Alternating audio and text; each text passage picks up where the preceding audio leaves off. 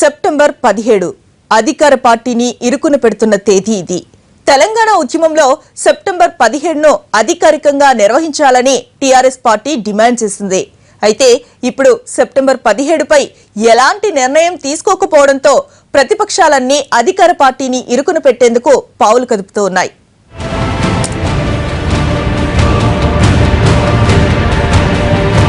September 17ను తెలంగాణకు స్వాతంత్ర్యం వచ్చిన దినంగా రాజకీయ పార్టీలు భావిస్తుంటాయి. కమ్యూనిస్టులు తెలంగాణ సాయుధ పోరాట విజయ సంకేతంగా చూస్తారు. ఇక బీజేపీ తెలంగాణ విమోచన దినంగా జరుపుకుంటుంది. తెలంగాణ సాయుధ పోరాటానికి చిహ్నంగా సెప్టెంబర్ 17ను అధికారికంగా నిర్వహించాలని లెఫ్ట్ పార్టీలు డిమాండ్ చేస్తున్నాయి. ప్రపంచంలోనే గుర్తించబడినటువంటి తెలంగాణ సాయుధ పోరాటం, ఆ సాయుధ పోరాటానికి కామ్రేడ్ రావి నారాయణ రెడ్డి ప్రథముడు. ఆయన నాయకత్వం వహించారు.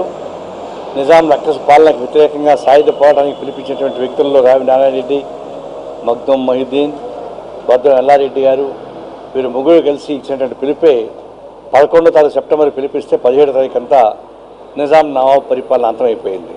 ఇంత మహత్తర పోరాటాన్ని గుర్తించాల్సిన బాధ్యత కేసీఆర్కు ఉందని చెప్పేసి నేను విజ్ఞప్తి చేస్తా ఉన్నాను.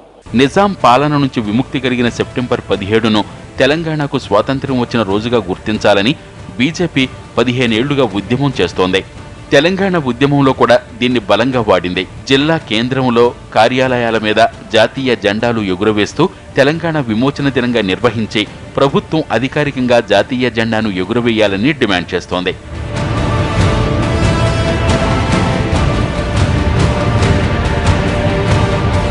సాధారణంగా సెప్టెంబర్ 17న అన్ని రాజకీయ పార్టీలు తమ పార్టీ ఆఫీసుల ముందు జాతీయ జెండాను ఎగురవేస్తుంటాయి.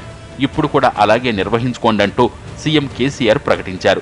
దీంతో టీఆర్ఎస్ ను ఇరుకున పెట్టేందుకు విపక్షాలు వ్యూహాలను పదును పెడుతున్నాయి. దీనిపై ఓ నిర్ణయం తీసుకుంటే బాగుంటుందన్న అభిప్రాయం కూడా ఉంది.